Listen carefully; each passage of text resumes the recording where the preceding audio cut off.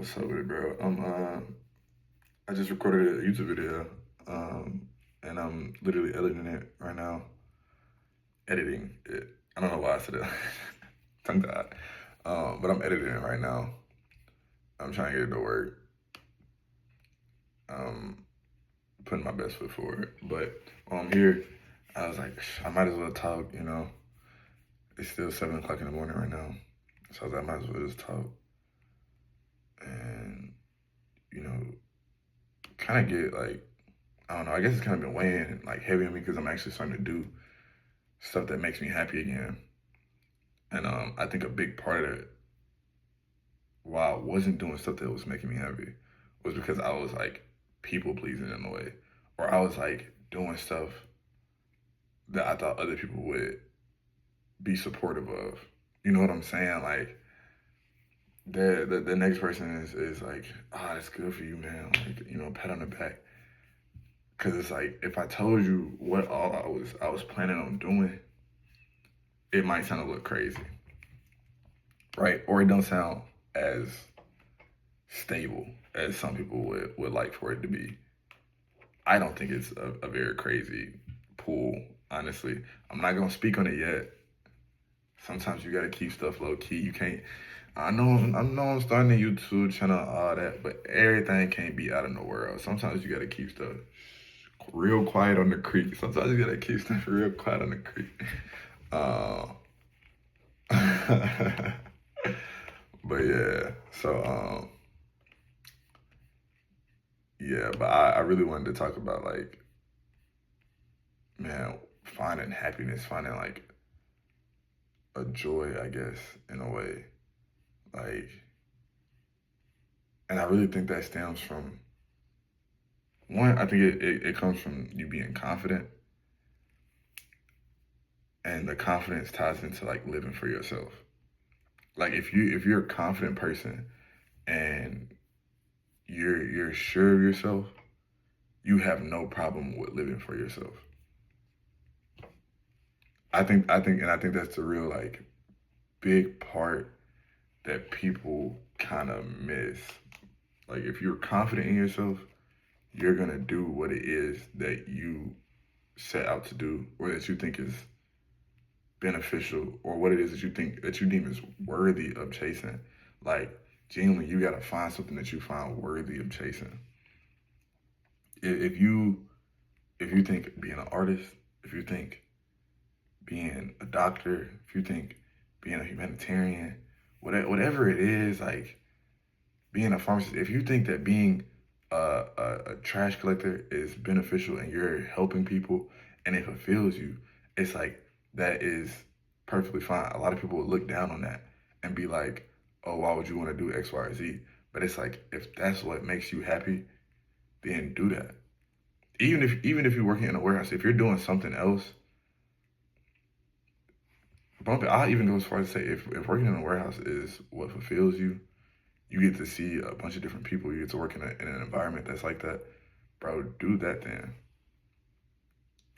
Do that. Like genuinely, like do what it is that you find pleasurable in life. Because at the end of the day, you're the only person that's gonna die with you. Nobody else is gonna jump in that casket with you. They're not. They're not. Everybody else, once you pass, everybody's gonna keep living their life, and they're gonna remember you. They're gonna, post the pictures that they have with you.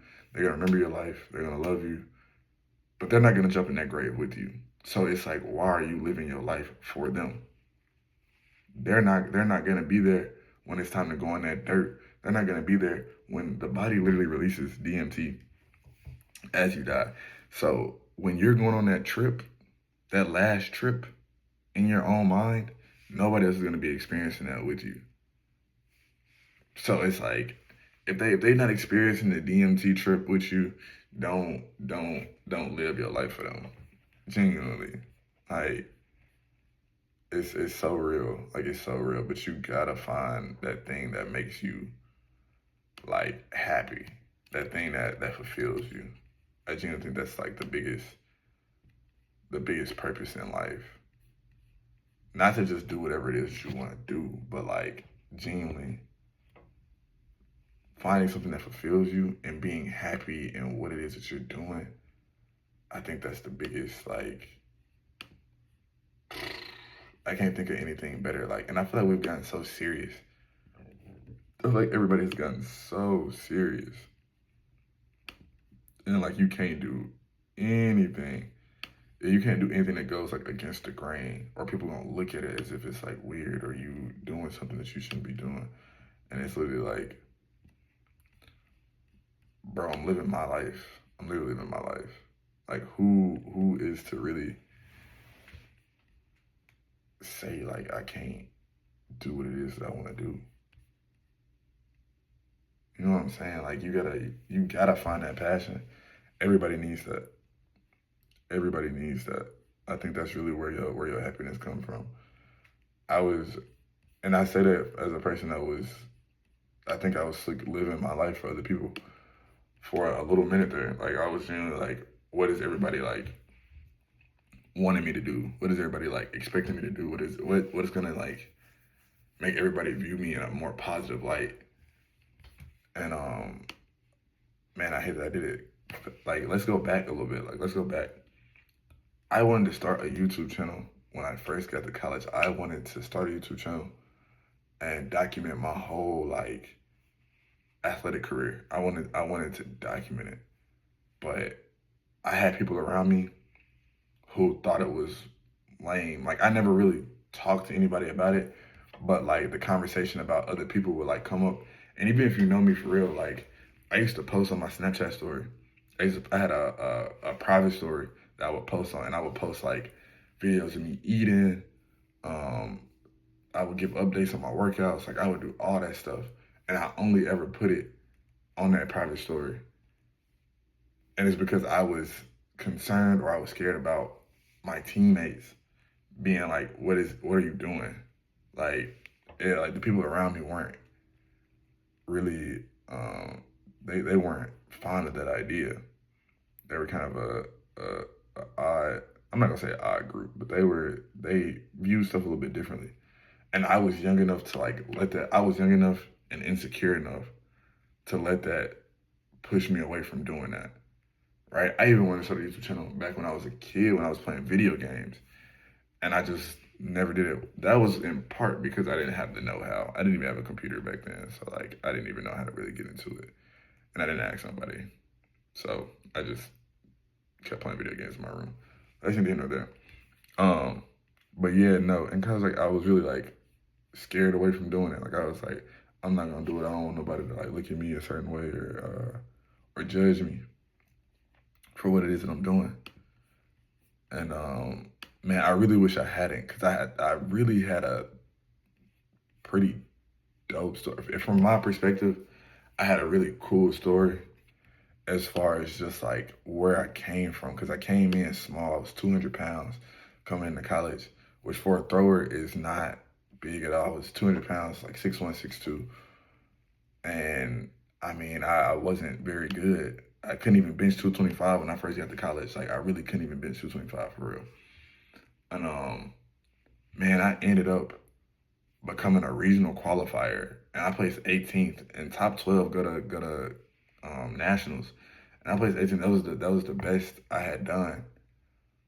And it's like coming from where I came from, and then on top of that, having a bit of a hindrance where I was tearing my labrums every time I was doing anything physical. Um, man, bro, I think it's crazy. Like, I genuinely think that it's like what I was able to achieve in the time that I was able to achieve it. I think it was pretty cool. Some people will look at it and be like, but you didn't go to nationals, but you didn't do X, Y, Z. I I appreciate my story. Like, I genuinely appreciate, because I was on the verge of quitting. Like, I was like, my freshman year, I was like, I'm done. I'm not coming back to this. Like, this isn't for me. I'm not who I thought I was when it came to throwing. Like, I'm not who I thought I was. And I watched myself prove myself wrong. Like, I genuinely, like, every time I was training, when I came back, I was like, if I'm gonna do it, I'm gonna do it 100%. And when I did that, I would think about the time I almost quit. And I never truthfully thought about quitting again because I was like, if you want it bad enough, bro, you gonna go get it. If you want it bad enough, you're gonna go do it. And that's what I did. Like I pushed myself to the limit. I became a very solid thrower, like very solid thrower, a very like something that I'm actually really proud of, like something I'm actually very proud of to have done and to have done it at the level that I did it. It didn't end all fairy tale. It didn't have a fairy tale ending at all. Um, but what I was able to achieve, I'm super proud of it. Like I'm super proud of it, and I'll take that with me for the rest of my life. Just to know, like, even when you down and you like, yeah, this it, man. If you dig deep and you want it, bro, you gonna go get it, man. It's crazy. It's so crazy. It's so crazy. And so I really wish I would have documented that, like all those emotions, all those feelings, all the training. I have a lot of my training documented as far as my throwing. I literally just deleted some of those videos. Like I had hours worth of throwing videos, like literally in my phone, and I just got rid of about half of them just because like I was like I need some type of storage, and I also don't need to have this much stuff. A lot of the throws look more or less the same, um, just some slight variation, which is important when you're actually throwing. But looking back on nostalgia, like it's not as important to like see the slight differences for real. Yeah, you know I'm coming. I got the green tea with the is it with ginger and turmeric? Yes, Lord. Um,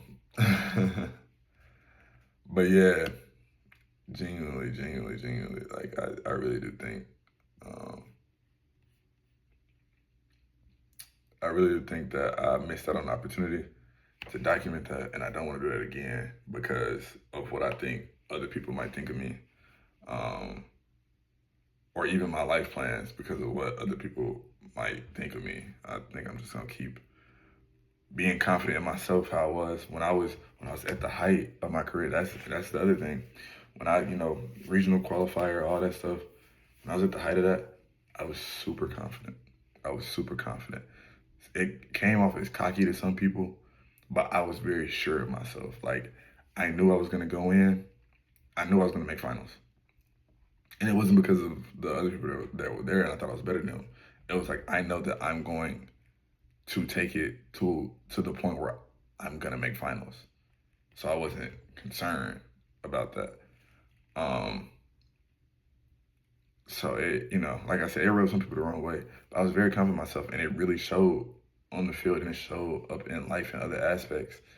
Um, so I really can't, and then knowing that and then seeing that, and then seeing myself fall away from that because in part my some of my identity was tied up in being an athlete, and when I couldn't do it in the way that I used to do it, it kind of affected me. Um, so I kind of lost it a little bit. I can be real. I can be honest about it. I lost it a little bit, but I'm also getting it back, and it looks different now because I'm not an athlete anymore. But I am still me. I still know that like I can do anything essentially. Like, and again, not even being cocky when I say it, like, oh, I can do anything. It's like if I grind for it, it's not like I'm gonna wake up the next day and I'm gonna be the best at whatever it is I'm doing. But if I grind for it, if I put forth that effort, I know what it is that I can do for real. So I keep looking at my shoulder, like but I'm knowing like if I want it, I can go get it, and you can too. That's the thing. Like if you really put your mind to it, like bro, I had plenty of ups and downs. Like I had plenty of ups and downs with track, and I just point to track because that's the thing that I can look back to with evidence, facts, and proof. I can do the same thing with school, actually. So, but I mean, freshman year wanted to quit. Sophomore year, I literally only got a fraction better. Um, and I didn't train all summer. I went and got some money though. I went and got some money though. But I didn't train. I didn't train all summer. I only got a little bit better. My sophomore summer going into my junior year, I was like, nah, I'm finna lock in for real, for real. I locked in. I went in. I jumped like, I think it was like 6 meters. Yeah, 6 or 7 meters, something like that. And I got so much better. But even that like ended in disappointment because in my regional meet I fouled out. Like I fouled out. I was like sixth in our conference. I say regional. I'm in conference. At the conference meet, I literally fouled out, and I just threw 53. That was like sixth in our conference, and I had been training so well the whole year. And it's like, dang, I'm up here at the height at the time. I'm on my first mountain, and then boom, it just all came crashing down. I'm like, dang, bro, like I just I felt like I failed myself again. But then next year I come up again and I go well, I got fourth at conference. I got fourth in conference. We had some heavy hitters that year too, bro. We had some real heavy hitters, bro. Our conference really got stacked at the back end. But we had some heavy hitters. And yeah, but I got fourth. That was my first time scoring. It took me 4 years of college to score a point at a conference meet.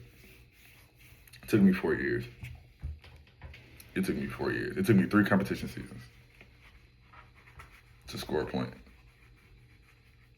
indoor and outdoor. It took me 4 years.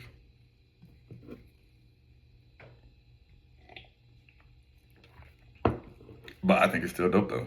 Like, especially, I guess retrospectively, and you can say it's cope if you want, but knowing what I know about my body now makes me be like, the fact that I even got to be a Division I thrower is like insane to me. And it really is. Like I find it crazy. But man, it's what I love though, and it was a real passion for me.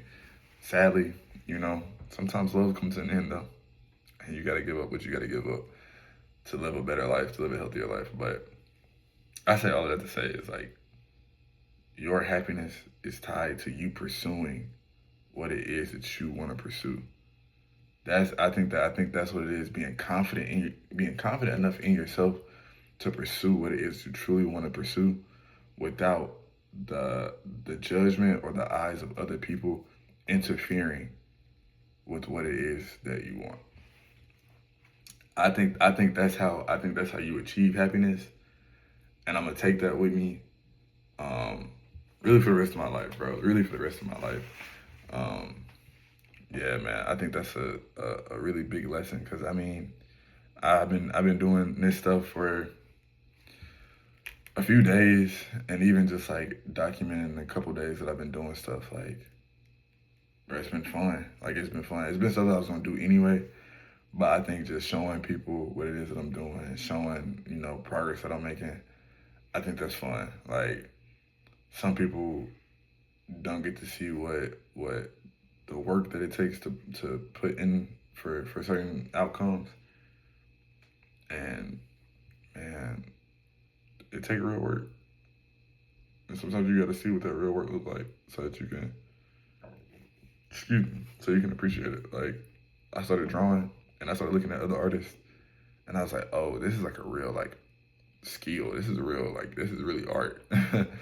And so I appreciated it more. Writing poetry, I saw different, like I read different poems, and I was like, they have a real gift, a real talent, but they also like cultivated it as well.